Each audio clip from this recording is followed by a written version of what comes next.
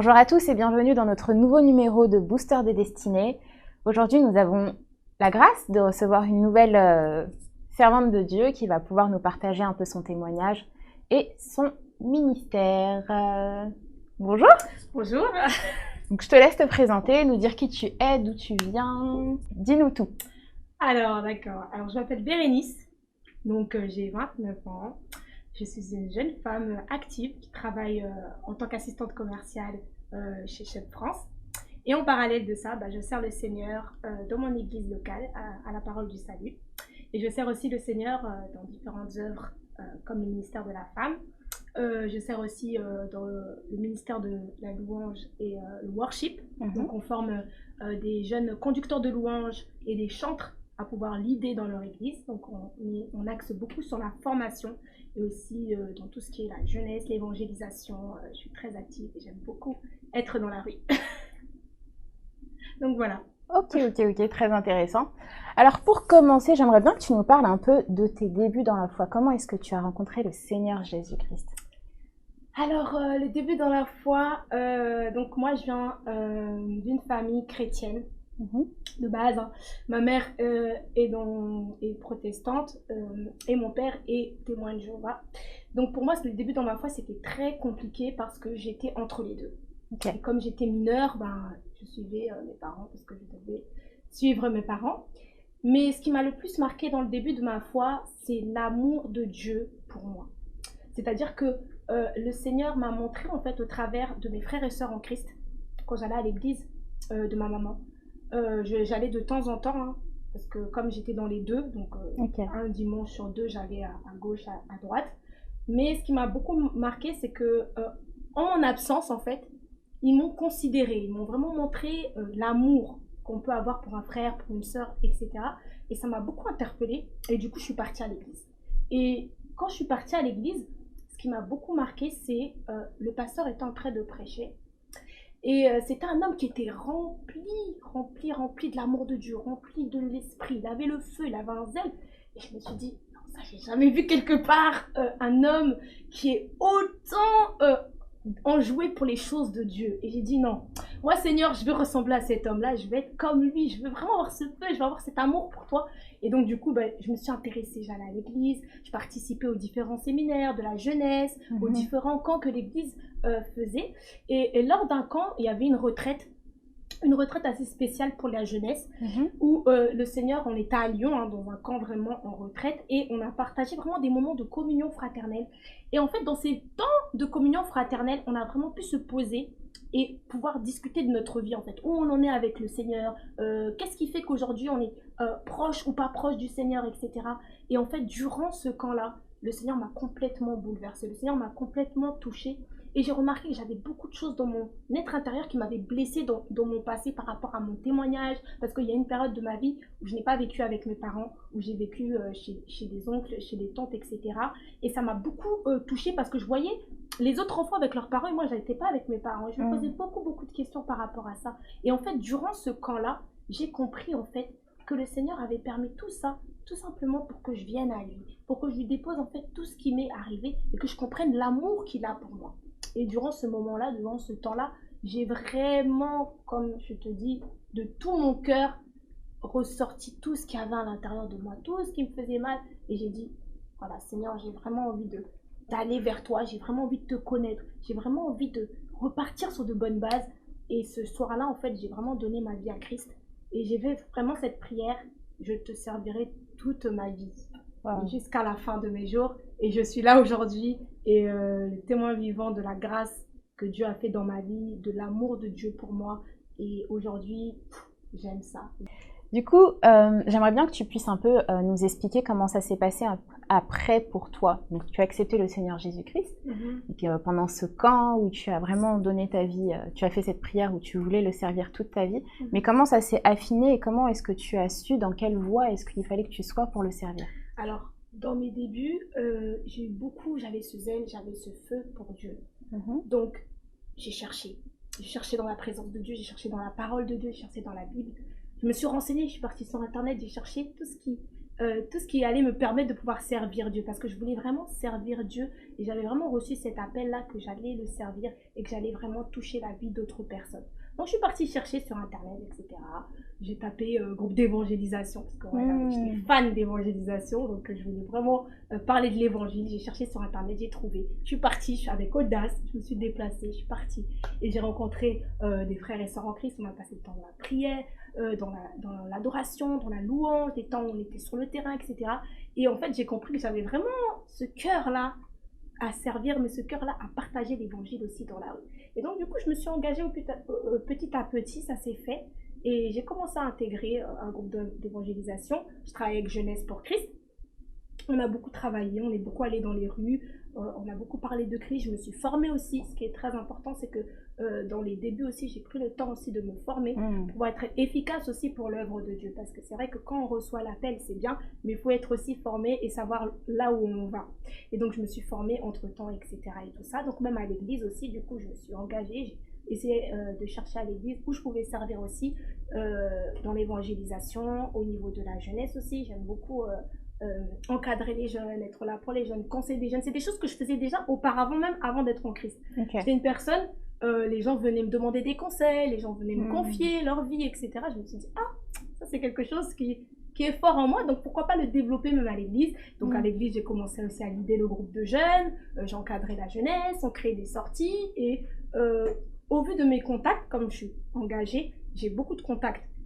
Et donc j'ai fait même ramener des groupes de louanges à l'église, d'autres églises qui sont venues, par exemple le groupe Dévotion, ce sont des amis à moi, ils sont venus à l'église, ils avaient un concept qui s'appelle le Coca Concert, le fait de faire des concerts de rap gospel et de tout simplement inviter des personnes, des proches, etc.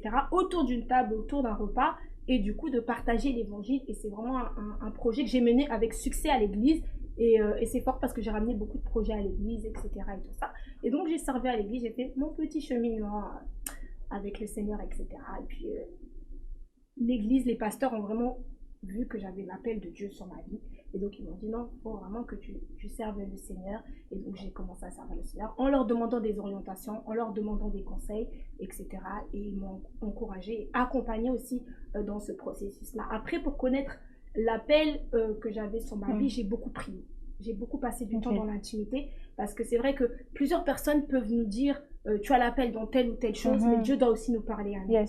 C'est très très important. Dieu doit nous parler à nous, et dans l'intimité, j'ai prié, j'ai jeûné, j'ai passé des temps. J'ai passé des temps même de minuit à 6 heures du matin. J'étais dans la présence de Dieu, j'étais avec le Seigneur. J'avais soif, j'avais tellement soif que lorsqu'on a soif, on va chercher, on trouve. On va forcément trouver ce qu'on cherche.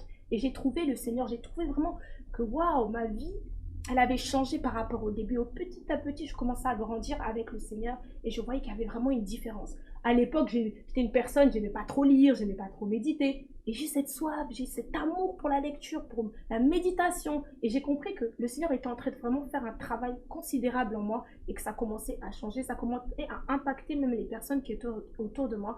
Et je me suis dit, waouh Seigneur, merci pour ta grâce et merci pour ce que tu fais. Et j'ai commencé à développer cet amour pour Dieu et cet amour pour le service de Dieu. Et Dieu m'a aussi appris, dans ces débuts-là, comme je le disais, j'avais d'excès de zèle. À force d'avoir d'excès de zèle, des fois on se surmène, on fait beaucoup de choses, etc. On en revient à servir, mais on se fatigue, etc. Et le Seigneur m'a dit, waouh, stop. C'est important d'être équilibré, c'est important de se poser. Et j'ai appris beaucoup de choses. J'ai appris à savoir dire non, j'ai appris à pouvoir prendre du temps pour moi-même aussi. C'est très important. On sert le Seigneur, mais c'est important d'avoir des moments pour soi, des moments avec Dieu, des moments où on prend le temps de se ressourcer, de profiter. C'est très important d'être équilibré. Super important ce que tu dis là par rapport à l'équilibre. Moi, ça me fait penser, par exemple, s'il y a des personnes qui nous suivent et qui s'identifient un peu à toi, qui sont à la jeunesse de leur appel, à la jeunesse de leur service avec le Seigneur. Il y avait une vie, il y avait une Bérénice avant Christ. Et comment est-ce que tu as su, toi, délaisser ce qu'il y avait avant, ce que tu avais comme avant comme vie, et comment est-ce que tu as réussi ensuite à reprendre, à répondre à la soif, en fait. À la soif et à l'appel de Dieu. Avant, j'étais une personne, j'étais déjà très en contact avec les gens, avec mes amis, etc. Donc, j'étais beaucoup dans le monde, dans les soirées, dans les après-midi, etc. Je sortais beaucoup et j'aimais beaucoup la musique du monde. Moi, j'aimais beaucoup. Ce qui a beaucoup impacté ma famille et mes amis, c'est la musique, c'est le domaine musical. Parce que moi, j'étais une personne, j'écoutais tout le temps de la musique et surtout le jour. Je vivais de ça du matin au soir. C'est-à-dire que tout le temps, on sait que Bérénice, elle, c'est le jour, elle, c'est la musique, c'est ça. Et j'étais aussi beaucoup la télévision. Et au fur et à mesure, lorsque tu vis une relation avec le Seigneur, il y a des choses qui vont partir parce qu'en fait, quand tu veux te rapprocher de celui qui t'a créé, de celui qui veut vivre quelque chose avec toi, il y a des choses que tu vas forcément délaisser parce que tu veux le plaire.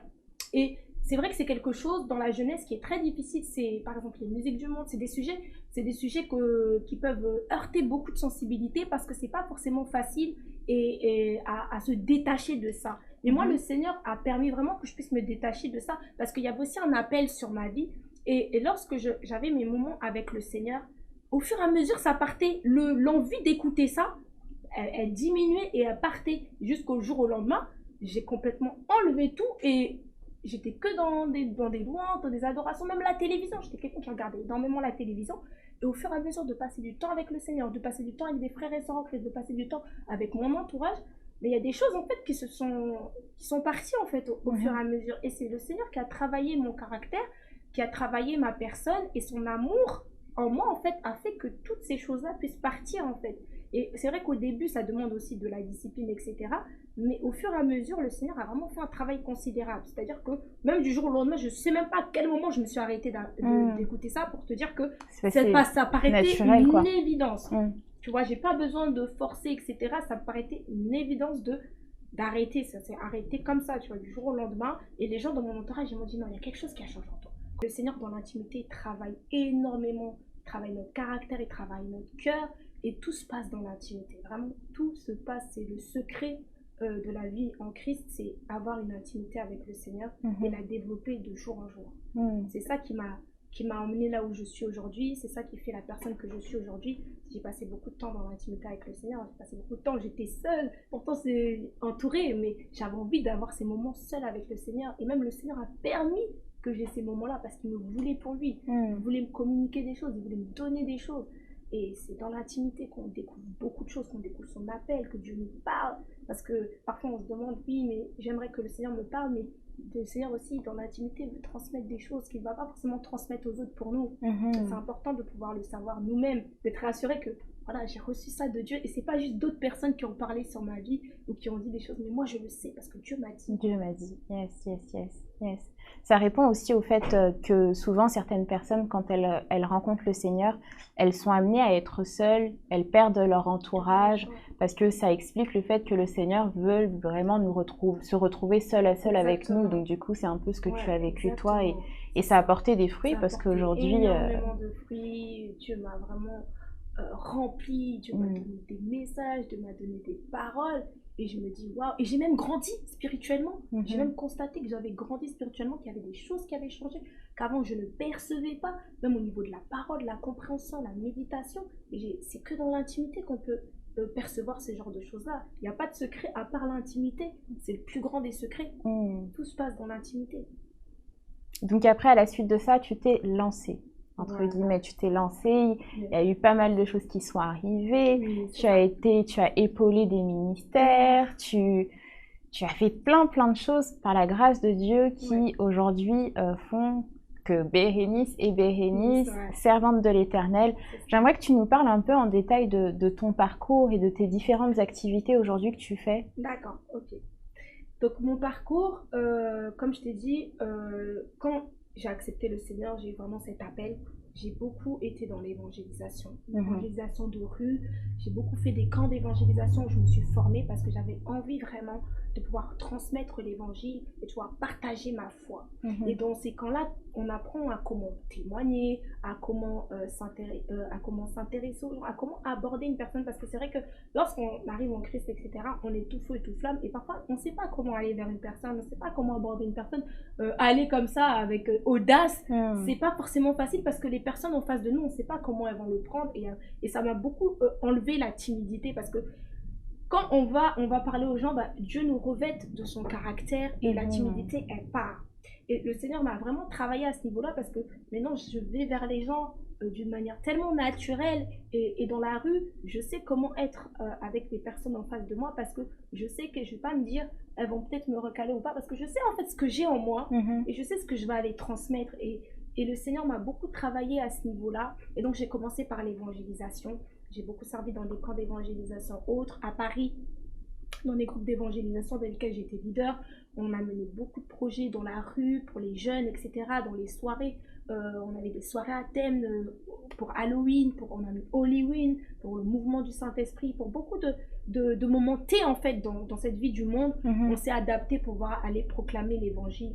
Et ça a vraiment été des choses qui ont vraiment mis en lumière ce fardeau que j'avais pour les âmes et cet appel que j'avais vraiment pour les âmes. Et je me suis dit, waouh! Moi, c'est les âmes que je veux toucher. Je veux vraiment que les âmes puissent connaître Christ. Parce qu'un jour, on est venu me parler de Christ. Un jour, des gens ont prié pour moi. Un jour, des gens n'ont pas lâché l'affaire pour que je sois là aujourd'hui. Parce que voilà, je suis le fruit de nombreuses prières. Et des gens ont investi en moi. Et j'aimerais transmettre ce que j'ai reçu aux autres. Parce que quand on reçoit une bonne nouvelle, on a envie de la partager. Et on n'a pas envie de la garder pour nous. Et c'est ce que je fais tous les jours. J'ai envie de partager ce que j'ai reçu. Même à mes collègues de travail. C'est l'évangélisation, c'est pas juste dans la rue. Et Dieu me permet d'évangéliser à mon travail sans forcément forcer. Parce que il permet des occasions que mon propre témoignage, ma propre personne, ce que je fais, les activités, amènent des questionnements. Et les gens me demandent, mais waouh, tu fais ça dans quel cadre? Comment ça se fait que tu fais ça? Et du coup, je parle de Christ vraiment librement et c'est vraiment un plaisir de parler de Christ et je bénis vraiment le Seigneur parce que Dieu nous demande aussi d'impacter là où il nous place dans les différences, que ce soit à l'école, que ce soit au travail, partout où on passe, en fait, on doit laisser une trace. Et ça, c'est très important. Donc, j'ai commencé par l'évangélisation. Par la suite, j'avais vraiment aussi le fardeau pour la jeunesse, pour les jeunes. Donc, du coup, j'ai servi dans l'église en tant que leader de jeunes. Donc, j'ai accompagné les jeunes, on a mené des projets, etc.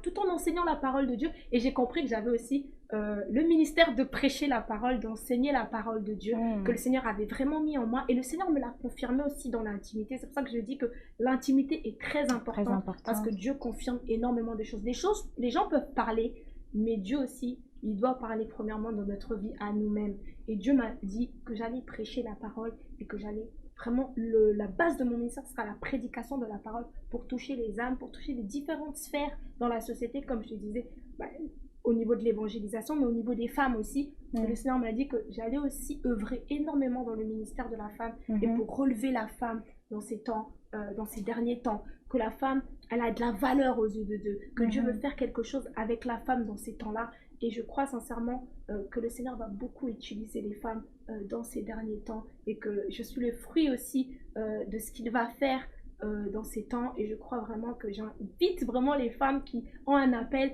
à ne pas se minimiser et à vraiment se dire que lorsque Dieu les appelle, rien n'est impossible à Dieu et Dieu est capable de faire quelque chose avec toi, avec moi comme il le fait avec moi, mais il est capable de le faire aussi avec toi parce que c'est lui qui t'appelle. C'est pas l'homme, mais c'est lui qui t'appelle. Et vraiment que chaque femme puisse vraiment se considérer et considérer la chose que Dieu a mis en elle. Et donc voilà, par la suite, le Seigneur a permis dans sa grâce à ce que Dieu parle aussi au travers des hommes, tantôt d'une manière, tantôt d'une autre. Le Seigneur m'avait aussi dit que dans le ministère, j'allais aussi prêcher la parole, mais j'allais aussi chanter, apporter des chants, des louanges et des adorations. Donc moi j'avais prié, hein. Moi, tout ce que je fais, je recommande à Dieu. Et j'avais dit à Dieu, Seigneur, ça fait plusieurs fois que tu me parles de ça. Ouvre les portes et permets que les choses se fassent. Et j'ai prié. Et j'ai une amie en fait qui est chantre et qui mettait souvent des chants dans ses statuts Instagram, dans ses statuts Facebook. J'ai dit, mais c'est quoi ce que tu fais là? Tu mets des chants et tout ça. Il dit, non, il y a des moments de répétition et tout, je répète et tout, si tu veux, viens. Donc un jour je suis partie et tout, pourtant j'avais vu beaucoup d'annonces de chants, etc. et tout ça, mais j'avais pas eu la conviction dans mon cœur que c'est là-bas que je devais être. Et en allant en fait aux répétitions de mon ami, j'y vais, etc. et tout ça, je passe les répétitions, ça se passe très très bien et tout, et je reçois vraiment dans ma conviction que c'est là que je dois me poser pour apprendre et pouvoir chanter, pouvoir rentrer dans l'appel de Dieu, parce que lorsqu'on a appelé aussi, on doit se former, on doit se préparer à cet appel, c'est très très très important. Et donc du coup, je me suis posée, j'ai prié, etc. Et moi, j'ai reçu dans mon cœur cela. Mais moi, j'ai dit, Seigneur, si c'est vraiment là, parce que moi, j'aime demander avec audace des confirmations. Je dis, si c'est vraiment là que tu veux que je sois, parle au visionnaire de moi. Et un jour, le visionnaire, il m'appelle, etc. et tout. Il me dit, oui, j'ai une vision pour le groupe et tout. Et le Seigneur m'a dit qu'il faudrait que tu sois dans les leaders et tout. Et je me suis dit, Waouh! waouh!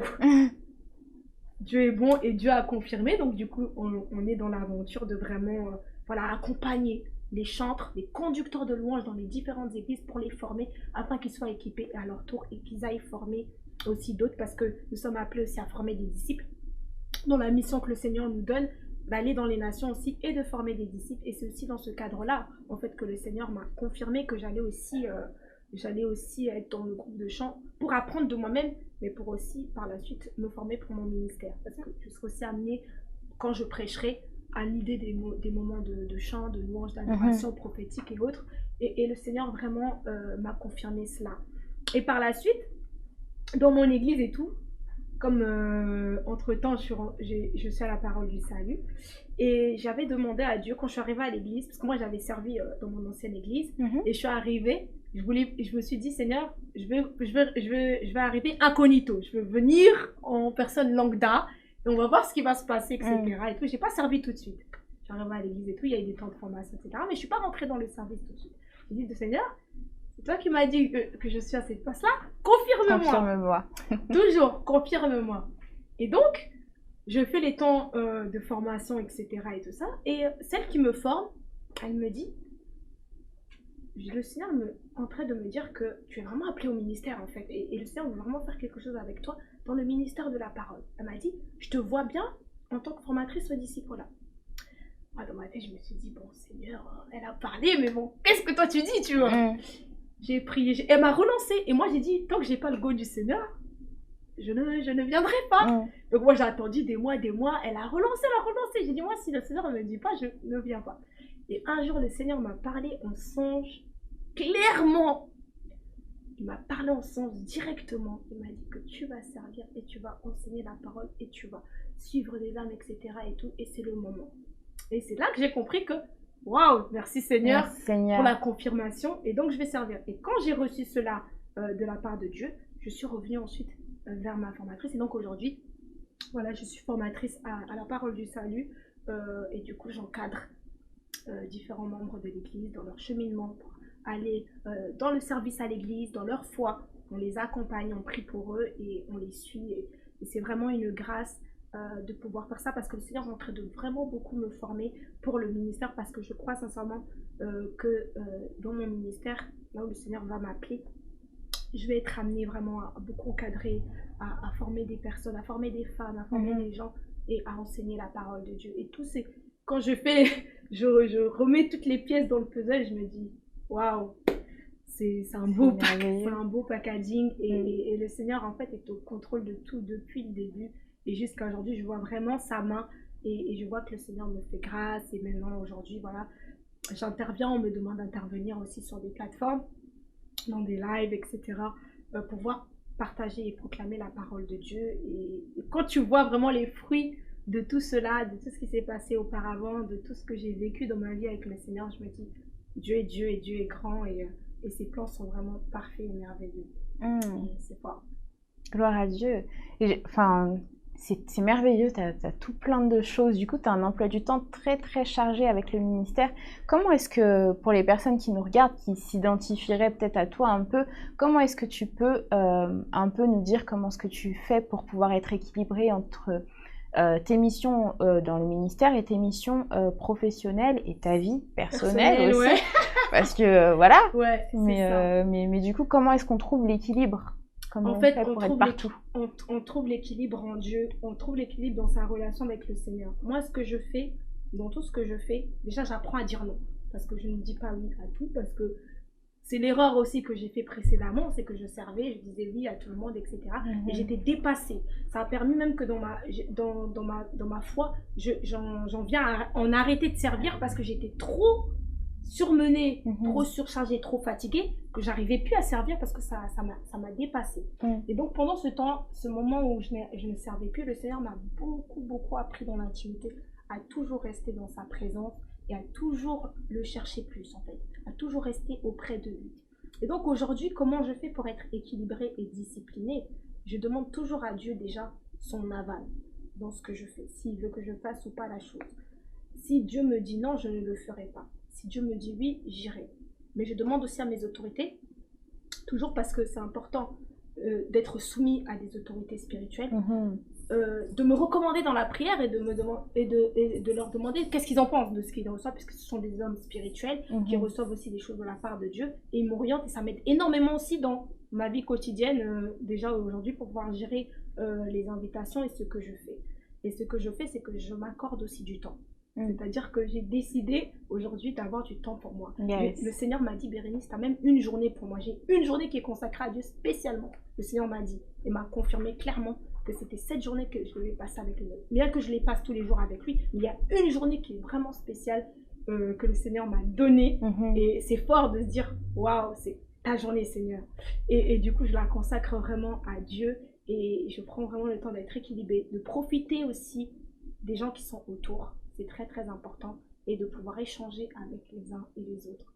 Parce que le problème, c'est que quand on fait trop de choses et tout, après on en oublie peut-être même le côté humain, de pouvoir se poser, de discuter avec une personne normalement, sans forcément toujours tout spiritualiser, toujours mettre Dieu dedans, mais même si Dieu est dedans, mais toujours en étant équilibré en fait dans ce qu'on fait. Et aujourd'hui, ben, je bénis le Seigneur parce que quand j'ai besoin du temps pour moi, je prends du temps pour moi. Ça, c'est vraiment la chose la plus importante. Et ce que je fais souvent, c'est que lorsque je reçois des invitations, je repars toujours au pied du maître. C'est-à-dire, dès que je fais la chose pour Dieu, je repars auprès de mon Dieu. Parce que c'est lui qui m'appelle, c'est lui qui est ma source. Et si je ne repars pas auprès de ma source, je vais me fatiguer et je vais prendre des charges qui ne sont pas les miennes. Je vais toujours repartir auprès de Dieu pour pouvoir me décharger et lui remettre toute chose afin de réavoir des orientations et de savoir ce que Dieu veut que je fasse. Ça nous permet de ne pas sortir du plan de Dieu et d'être dans la volonté de Dieu. Yes. C'est très très important. C'est ça mon équilibre, c'est ma relation avec le Seigneur. Le Seigneur me dit, toujours quand tu fais quelque chose pour moi, lorsqu'on t'invite, tu prêches, tu fais quoi que ce soit, tu reviens toujours à ma source. Sinon, je vais me laisser dépasser et il y a beaucoup de choses qui vont rentrer, ça va laisser des portes ouvertes et ça peut aller très loin. Ça peut aller crescendo et on peut être surmené, dépassé, fatigué, etc.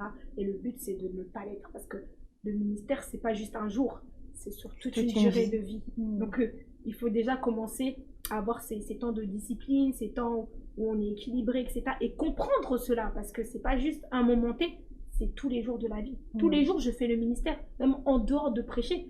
Tous les jours, j'accompagne des âmes. Tous les jours, même en dehors de l'église, je le fais instantanément, parce que le Seigneur m'appelle à ça, il a mis ça en moi.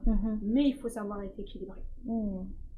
Super intéressant. Tu parlais du ministère de la femme. Tu es une femme, tu sers beaucoup, beaucoup. Oui. Ta vie est consacrée au Seigneur. Oui. Donc, tu es une femme, tu sers au plus dans le ministère très connu de Femmes en Christ aussi. Tu es leader aussi là-bas. Donc, femme de feu, femme de prière, femme de ministère, appelée à servir encore plus que ce que tu ne fais aujourd'hui. Mais où est-ce que, du coup, en tant que femme de ministère, tout ça, tu as un certain grade, du coup, tu es considérée même comme étant leader, en fait. Comment, de façon plus personnelle, les jeunes femmes qui nous suivent et qui ne sont pas encore mariées et qui sont comme toi appelées plus et sous les feux des projecteurs parce que tu fais plein de lives et tout, comment est-ce que en tant que femme on peut comment je pourrais dire ça, on peut laisser la place à un homme de rentrer dans sa vie quand on est appelé comme ça, parce que ça peut mettre une certaine pression en tant que femme de se dire que voilà, je suis pas encore mariée mais je suis appelée et je veux pas me marier avec n'importe qui, je veux pas m'associer avec n'importe qui. Et du coup, les femmes en général qui sont appelées comme ça, elles ont tendance à fermer beaucoup de portes et au final ça traîne. Donc toi, comment est-ce que tu te positionnes par rapport à ça? Quels conseils tu as à donner? Alors par rapport à ça, j'aimerais vraiment donner le conseil à chaque femme d'être équilibrée toujours, de pas toujours trop spiritualiser les choses. C'est-à-dire que c'est des choses que Dieu permettra aussi dans votre vie. Mais il faut toujours demander à Dieu, est-ce que c'est ma saison et est-ce que c'est le temps du mariage? Parce que des fois, on est appelé à servir Dieu, mais c'est pas le temps et c'est pas la saison de se marier. il faut aussi savoir discerner que c'est le temps ou c'est pas la saison. Parce que lorsque ce n'est pas la saison, on peut se marier et se marier avec la mauvaise personne. Alors que Dieu n'avait pas destiné ça pour notre vie. Il est important de toujours demander à Dieu, Seigneur, est-ce que c'est vraiment la saison de mon mariage? Et Dieu va toujours donner des signes. Dieu donne toujours des signes et vous le remarquerez que c'est votre saison du mariage. Mais la première des choses que je pourrais conseiller à une femme qui est appelée au ministère, c'est de toujours faire de Dieu son premier amour. Parce que si tu fais de Dieu ton premier amour, il va pourvoir à toutes les choses et même ce domaine-là. Amen. Dieu ne pourra pas t'oublier dans ce domaine-là. Parce qu'il sait que tu es appelé aussi à servir. Il sait que la mission, elle ne sera pas facile toute seule. Et il va permettre à ce qu'il te donne un mari pour que vous puissiez ensemble vous accorder, être un et servir. Mais d'abord, il faut faire premièrement de Dieu son premier amour. Si Dieu ne demeure pas votre premier amour, le mari pourra prendre même plus d'importance que Dieu lorsque vous serez mariés, ou même avant même le mariage, il va prendre beaucoup plus d'importance que Dieu. Et ça, c'est très dangereux parce que lorsqu'on est trop dans les sentiments et on se laisse trop prendre par ce qu'on ressent, on fait des mauvais choix. On va dans des mauvais choix, on va dans la précipitation. Et je sais qu'aujourd'hui, c'est beaucoup de pression pour les femmes aussi qui sont dans le ministère, qui ont un certain âge, quand elles ne sont pas mariées. Les gens se posent des questions. Mais j'aimerais dire à chacune des femmes, ne vous prenez pas la tête, faites confiance à Dieu. Il est au contrôle de toutes choses, mais demandez-lui juste, est-ce que c'est ma saison? Est-ce que c'est mon temps du mariage? Même si les gens vont parler, le plus important, c'est de savoir ce que Dieu pense et ce que Dieu dit de la situation. Parce que les autres peuvent penser, peuvent dire des choses, mais si Dieu ne donne pas son aval et Dieu n'est pas dedans, le choix risque d'être mal fait. Et j'aimerais vraiment insister sur ça. Le choix du conjoint, c'est un choix de destinée et c'est vital.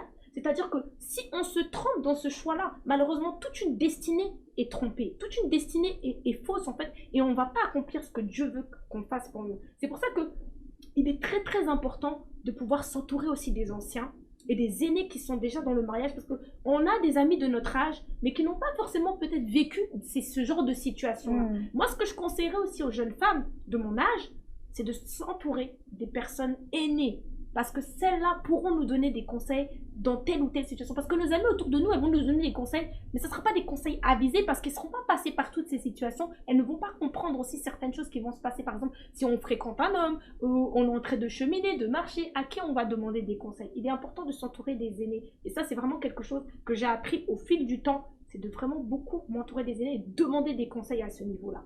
Parce que les gens autour de nous, peut-être, n'ont pas vécu certaines choses. Ils viennent à peine de rentrer dans le mariage. Ils ne pourront pas nous donner des clés essentielles par rapport à des personnes qui ont passé 20 ans dans le mariage et qui sont là depuis très très très longtemps. Donc il faut vraiment aussi s'entourer des aînés et demander des conseils. C'est très important parce que je pense que si le Seigneur a permis qu'il y ait des personnes avant nous qui sont passées par là et qui sont dans notre vie, c'est pour qu'elles puissent aussi nous aider à aller dans ce chemin-là. Et je pense que Dieu parle tantôt d'une manière, tantôt d'une autre. Il est capable aussi de donner des conseils sages et remplis de discernement à ces personnes-là pour nous orienter. Mais tout en restant dans la prière et en demandant toujours à Dieu, est-ce que c'est mon temps? Est-ce que c'est ma saison? Et j'aimerais aussi dire aussi aux sœurs, ne soyez pas trop fermées, ne soyez pas trop exigeantes, parce que c'est vrai que c'est quelque chose que moi, j'étais beaucoup exigeante et beaucoup fermée à ce niveau-là. C'est qu'on a déjà une to-do list standard, l'homme de Dieu doit être comme ça, ou le frère doit être comme ça, etc. etc. Et je pense qu'il faut vraiment laisser le temps aussi à la personne de devenir cette personne et ne pas se fermer directement, parce que on grandit, on devient une femme, on devient un homme, et c'est Dieu qui permet qu'on puisse grandir comme ça, mais on apprend sur le tas. On n'est pas packaging, on n'est pas fait entièrement comme ça. Sinon, on ne vivrait pas des étapes de notre vie, on ne grandirait pas spirituellement, etc. C'est pareil dans le mariage, c'est pareil dans un couple, on grandit ensemble. Et ça s'apprend. Il faut vraiment donner le temps au temps et donner l'opportunité à une personne qui s'intéresse à vous, qui s'intéresse à nous, de pouvoir apprendre à nous connaître sans forcément toujours se mettre des barrières, ou non, il n'est pas comme ça, il n'est pas comme ça, etc.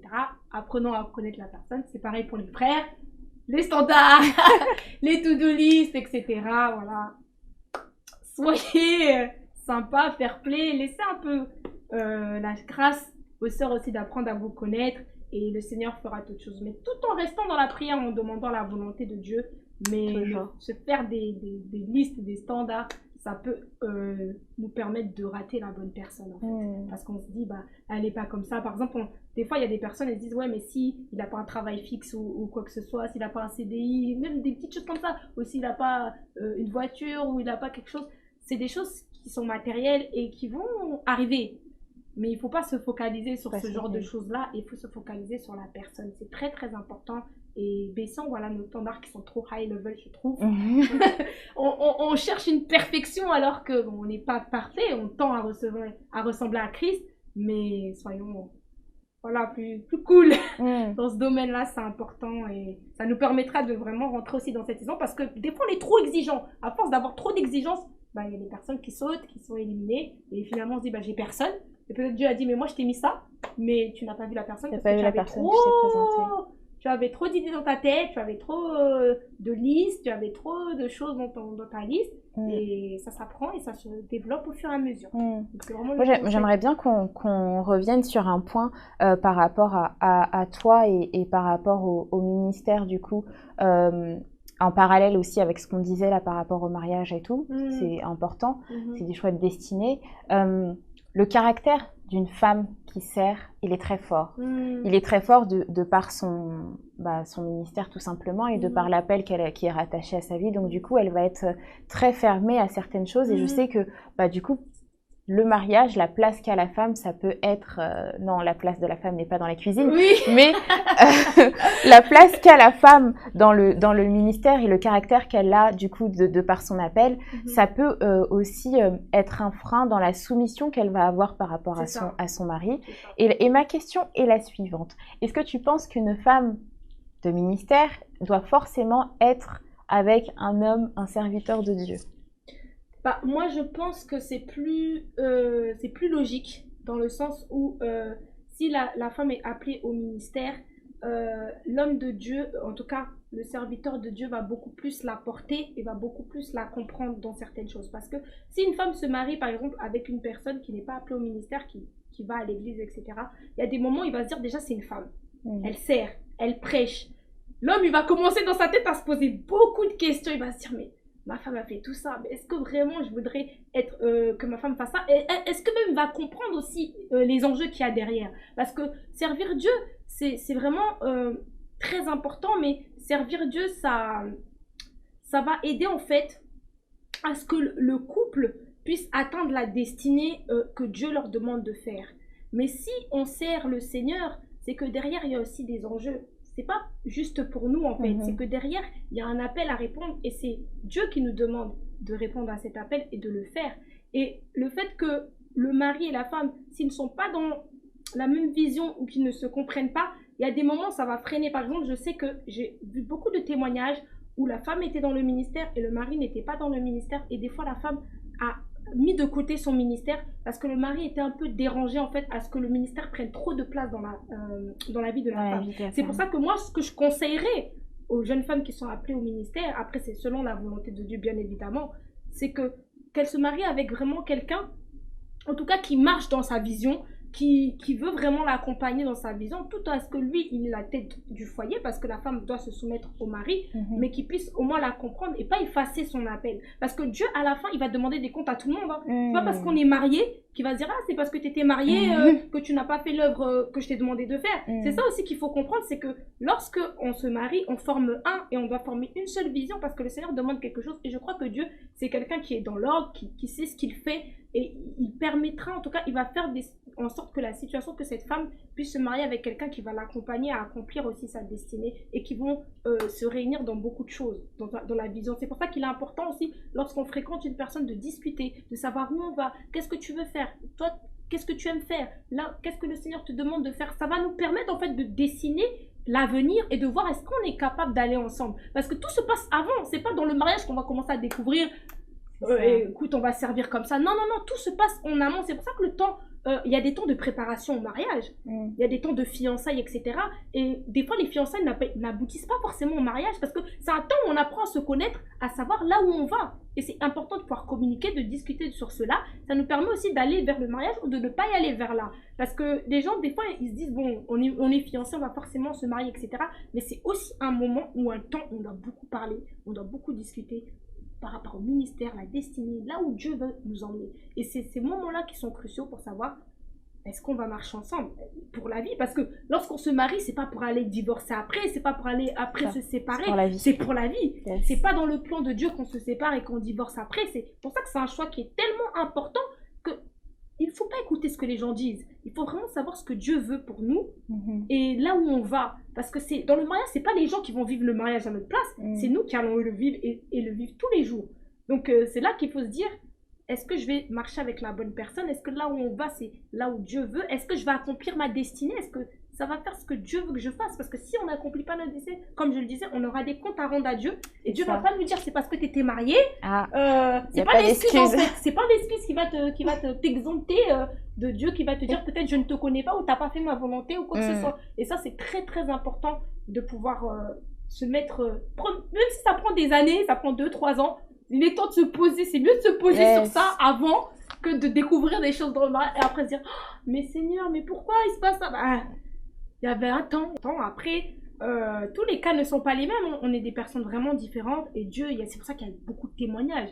Il y a des personnes, elles sont mariées, elles ont l'appel, elles ont des maris qui n'ont pas été dans l'appel, mais le mari a suivi la mission parce qu'il s'est accordé, il y a eu une discussion et ils marchent ensemble dans la même vision. C'est le plus important, c'est de marcher ensemble dans la même vision. Est-ce qu'on est capable d'aller dans cette vision-là et est-ce qu'on est prêt pour cette vision-là? C'est ça qu'il faut se poser comme question lorsqu'on se marie avec quelqu'un, un homme, une servante de Dieu, c'est de savoir est-ce que je suis capable d'avoir les épaules poules, est-ce que jusqu'à la fin de ma vie je vais accepter ça ou ça va au fur et à mesure je me rends compte ah mais non, c'est pas en accord avec ce que j'ai envie de faire, c'est pas en accord avec ce que Dieu me demande. C'est pour ça qu'il est important de toujours demander la volonté de Dieu et de toujours prier et dire Seigneur voilà, discuter avec la personne, c'est très important. Les temps d'avant de préparation sont capitaux.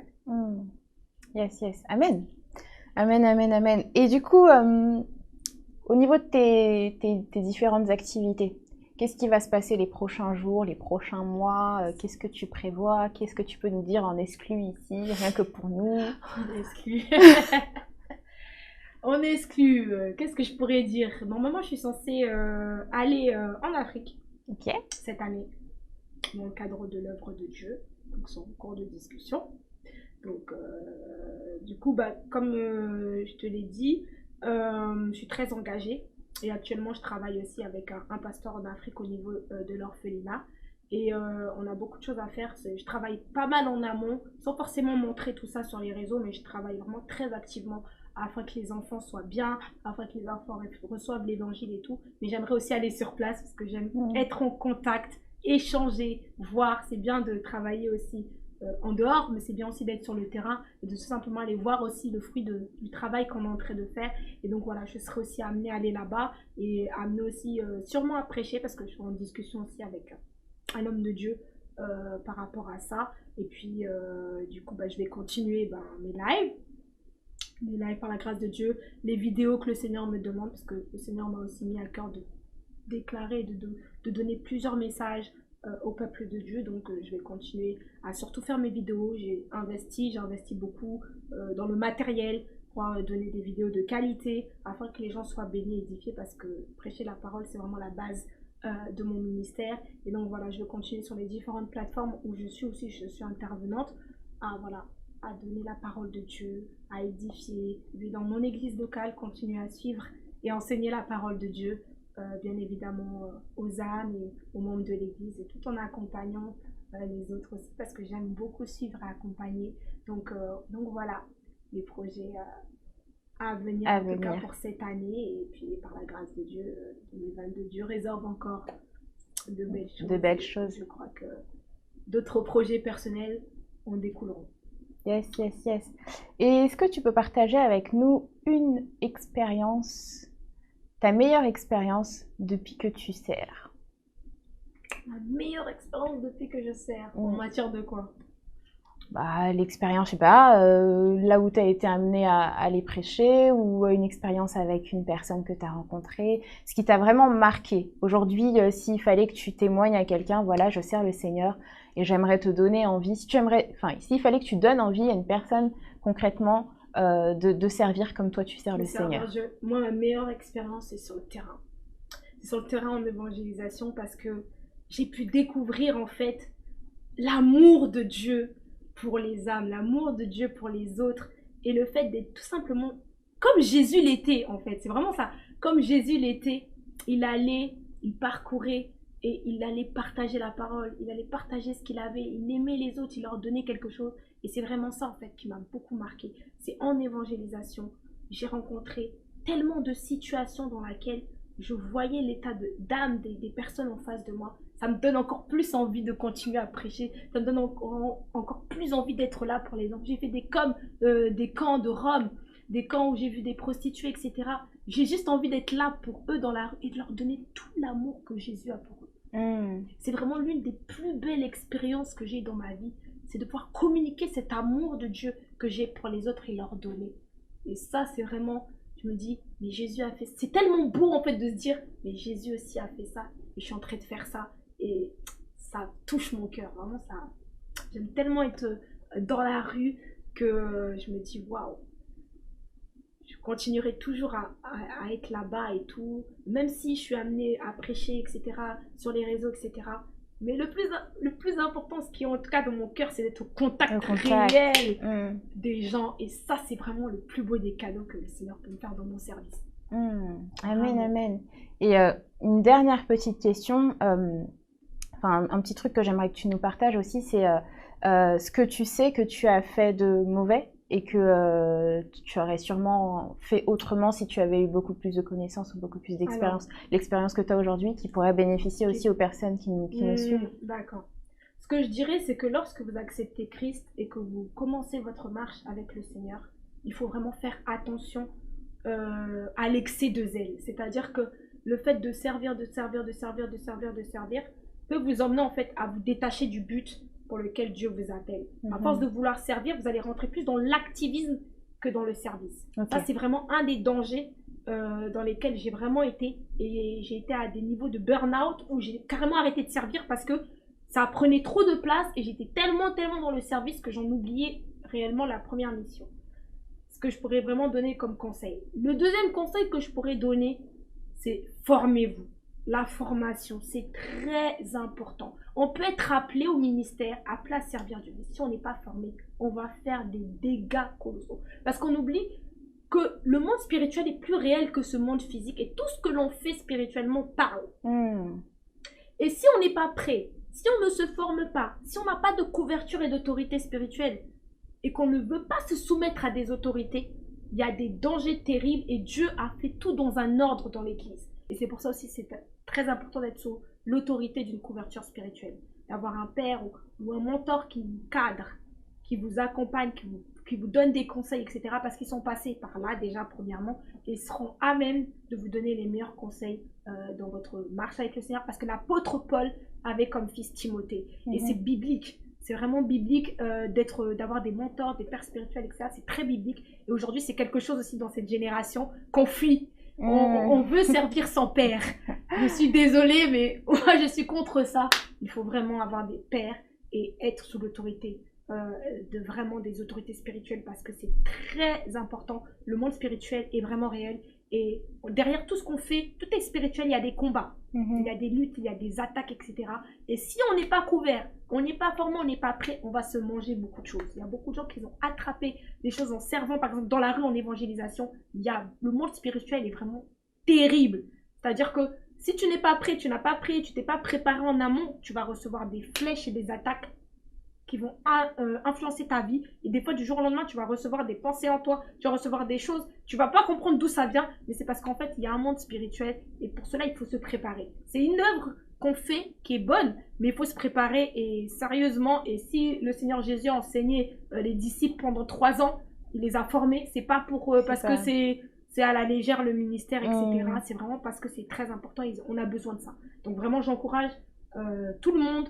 Vraiment, si vous êtes appelé à servir le Seigneur, vous voulez servir Dieu, à vous former, à vous laisser former. C'est très, très important. Le Seigneur Jésus a donné ce modèle aux disciples. Il faut suivre vraiment ce que le Seigneur a donné. Et bien évidemment, toujours, ce que je dirais comme conseil, gardez votre relation avec le Seigneur en priorité avant toute chose. Même si vous devez refuser des services, préférez refuser des services et être auprès du Maître que d'être loin du Maître et servir. Ça, c'est vraiment quelque chose qui peut devenir dangereux et à force de servir, on peut s'éloigner de la source il faut toujours retourner à la source. Yes! Merci pour ces précieux conseils qui, je pense, vont servir beaucoup plus d'un. Du coup, on arrive à la fin. Est-ce que tu as des réseaux sociaux sur lesquels les personnes qui nous suivent peuvent te suivre également, peuvent bénéficier de ce que Dieu a mis en toi? Amen. Sur ma page Instagram, le nom c'est Béré Béré. Et sur ma page Facebook, c'est Bérénice Tsoubo Nicolsmore. Et par la suite, dans les projets à venir, je ferai une chaîne YouTube aussi où je mettrai aussi les vidéos. C'est pour ça que je suis en train d'investir vraiment dans du matériel parce que je crois que vraiment les vidéos vont pouvoir bénir une majorité de personnes et je ferai en sorte en tout cas de faire ma propre chaîne aussi sur YouTube. Yes! Ben voilà, donc n'hésitez pas à aller suivre la servante de Dieu Bérénice pour pouvoir en savoir un peu plus sur son appel et si vous avez été bénis par ce moment pour pouvoir la suivre également. Nous, en tout cas, on arrive à la fin de notre émission Booster de Destinée. J'espère que vous avez été bénis. N'hésitez pas à nous suivre sur YouTube en vous abonnant et en activant la cloche de notification pour ne pas manquer les prochains épisodes à venir. Que Dieu vous bénisse et restez connectés à Jésus. Bye! Amen.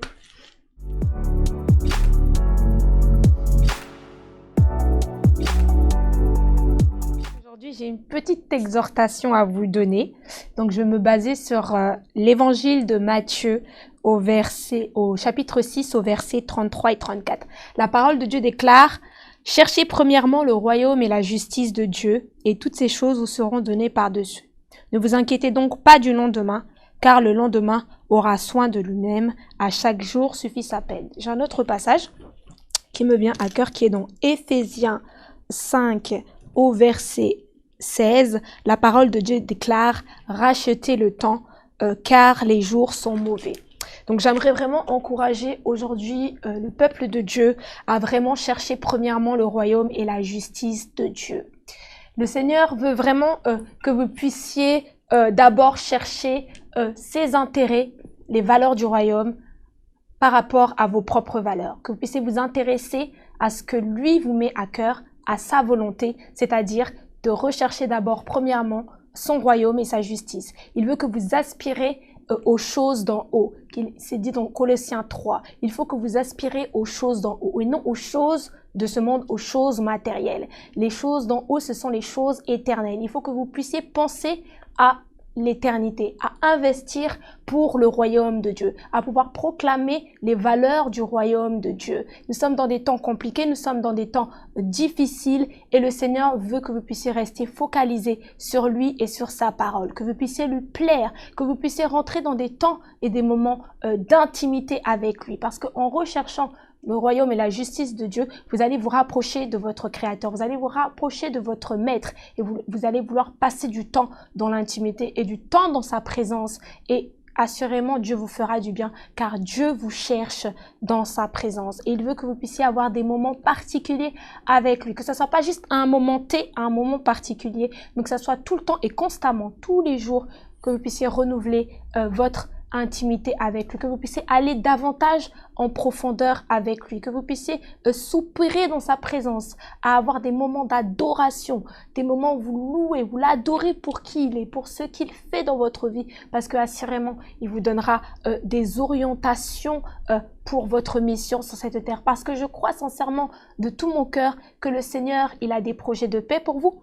Il a des projets de bonheur pour vous et non de malheur afin de vous donner un avenir et de l'espérance. Selon Jérémie 29, 11, le Seigneur veut vraiment que vous puissiez accomplir une mission parce que vous êtes sur cette terre, parce qu'il vous a créé pour accomplir une mission bien particulière. Et dans cette mission, le Seigneur veut que vous puissiez aller partout dans les nations et de proclamer la bonne nouvelle de Jésus-Christ, qui est l'évangile, et que vous puissiez par la suite faire de toutes les nations des disciples et enseigner à votre tour la parole que vous avez reçue. Tout ce que vous avez reçu dans l'intimité, que vous puissiez le transmettre aux personnes en face de vous, à votre entourage, à vos amis, à votre famille, à toutes les personnes qui vous entourent. Parce que c'est la mission que Dieu vous donne pour ces temps-là. En attendant qu'il puisse revenir, que vous puissiez vraiment accomplir cette mission et rester dans sa volonté, que vous ne puissiez pas sortir de sa volonté. C'est pour ça qu'il est important que vous puissiez demeurer sans cesse et continuellement dans sa présence, parce que vous n'allez pas vous éloigner ni à gauche ni à droite, vous n'allez pas sortir du plan de Dieu pour votre vie, mais vous allez vous soumettre à la volonté de Dieu. Vous allez commencer et continuer à lui obéir à sa parole, à obéir à ses directives, et le Seigneur vous en donne pour ces temps-là. Et il dit aussi dans sa parole, rachetez le temps car les jours sont mauvais. Vous savez, nous vivons dans des temps compliqués. Actuellement, le monde entier a été arrêté à cause d'un virus qui s'appelle le Covid-19. Aujourd'hui, c'est un vent de distraction qui est en train de venir pour pouvoir distraire les enfants de Dieu. Et le Seigneur veut tout simplement que vous puissiez rester focalisés et non vous éloigner du but qu'il vous a donné. Ce virus, il va passer, mais la parole de Dieu ne passera jamais. Elle va rester, elle va demeurer éternellement et qu'elle puisse demeurer en vous. Mais pour cela, vous ne devez pas vous laisser séduire ni distraire par tous les temps qui sont en train d'arriver et notamment par ce virus-là. Vous devez continuellement faire confiance à Dieu et lui recommander votre journée. Vous recommandez votre vie. Ne pas vous inquiéter du lendemain car il pourvoit à toutes choses. Il pourvoit à votre bien-être. La seule chose que le Seigneur vous demande, c'est de sans cesse et continuellement rechercher son royaume et sa justice. Vous savez, nous sommes dans des temps difficiles, nous sommes dans les derniers temps et le mal est en train de se développer. Le monde va aller de pire en pire et le Seigneur veut que vous puissiez toujours être des ambassadeurs de paix, des ambassadeurs d'espérance et d'amour, parce que nous sommes dans des temps compliqués où le mal est en train de régner, où le mal est en train de s'instaurer, et nous, les enfants de Dieu, et vous, en tant que fils et filles de Dieu, vous devez sans cesse apporter le bien aux personnes qui vous entourent. Vous ne devez pas rendre le mal par le mal, mais vous devez rendre le mal par le bien. Parce qu'au travers de votre comportement, au travers de votre témoignage, on va remarquer que vous êtes une personne différente. Les gens vont se dire, mais cette personne, elle est différente. Même la manière dont quelqu'un va vous parler, répondez toujours par l'amour. Répondez toujours par une bonne parole. Répondez toujours avec la joie, parce que la parole de Dieu déclare, soyez toujours joyeux. Il faut que vous demeurez joyeux, demeurez dans la paix du Seigneur et assurément, vous allez continuer à accomplir cette mission que Dieu vous destine. Et le Seigneur veut vraiment vous utiliser dans ces temps de la fin et il est en train encore de préparer et de former cette réserve, cette armée qu'il est en train de lever pour ces temps de la fin. Car les temps sont difficiles, le temps est en train de passer vite, les années passent vite, les heures passent vite, les secondes passent vite, mais il faut investir ce temps dans les choses du royaume, dans les choses utiles, les choses d'en haut et non les choses éphémères et les choses de ce monde. Il faut se consacrer pleinement à Dieu. Il faut continuellement rester attaché au Seigneur et ne pas se laisser conformer par ce monde-là. Et vous devez vraiment vous imposer dans ce monde. Et c'est pas le monde qui doit vous impacter, mais c'est vous qui devez impacter le monde dans les différentes sphères de la société dans lesquelles Dieu vous place, que ce soit au travail, que ce soit à l'école, que ce soit partout où vous passez, en faisant vos courses, dans la rue, dans les transports en commun. Vous devez sans cesse être sel et lumière du monde et assurément ça portera du fruit et on reconnaîtra un bon arbre à ses fruits. Et je prie sincèrement de tout mon cœur que le Seigneur puisse vous aider à continuellement porter du fruit. Mais pour cela, vous devez rester attaché au Seigneur et à sa parole et toujours rechercher d'abord son royaume et sa justice et ses intérêts. Et vous devez faire passer vos intérêts après les intérêts de Dieu. C'est toujours Dieu qui doit être au centre de votre vie, au centre de tout ce que vous faites. Et assurément, il va vraiment pourvoir à tous vos besoins, que ce soit matériel, financier, spirituel. Le Seigneur se charge de tout. Il suffit juste de répondre à son appel et de répondre à la mission qu'il vous donne et il va se charger du reste. Je vais finir et je vais prier pour chacun d'entre vous par rapport à la parole qui a été libérée, afin que cette parole puisse demeurer en vous, puisse grandir en vous et porter du fruit autour de vous, que le Seigneur vraiment puisse vous toucher, que le Seigneur puisse vous interpeller afin que vous puissiez répondre à cet appel que Dieu vous donne aujourd'hui en recherchant toujours son royaume et sa justice. Je vais prier pour conclure. Père éternel, je te dis merci Seigneur pour chaque personne qui va écouter cette exhortation, qui va écouter cette parole qui vient de toi parce que tu veux vraiment continuer à les garder, mais tu veux continuer à les instruire et à les montrer le chemin qu'ils doivent suivre. Je prie que vraiment cette parole puisse s'attacher profondément à leur cœur et grandir en eux, Seigneur. Utilise-le comme toi tu les désires et que eux puissent toujours demeurer fidèles à toi et fidèles à ta parole, Seigneur, que là où l'ennemi voulait les éloigner du dessein merveilleux que tu as pour eux, que l'ennemi ne puisse même pas le voir dans le monde invisible, dans le monde spirituel, qu'ils puissent ne pas les voir, afin qu'ils puissent accomplir la destinée que tu as pour eux, Seigneur. Merci pour leur cœur, merci pour leur vie, merci pour leur challenge, merci pour tout ce qu'ils vont faire. C'est vrai que la vie d'un chrétien, c'est une vie qui est remplie d'embûches, mais qui est tellement merveilleuse et belle. Et je prie, Seigneur, qu'ils puissent rester fidèlement attachés à toi et à ta parole. Et qu'à la fin, tu leur dises, bon et fidèle serviteur. Merci encore, Seigneur, pour cette parole qui a été libérée. Que toute la gloire te revienne, que tu demeures toujours plus Seigneur et Maître de notre vie. J'ai ainsi prié dans ton nom, Seigneur. Amen.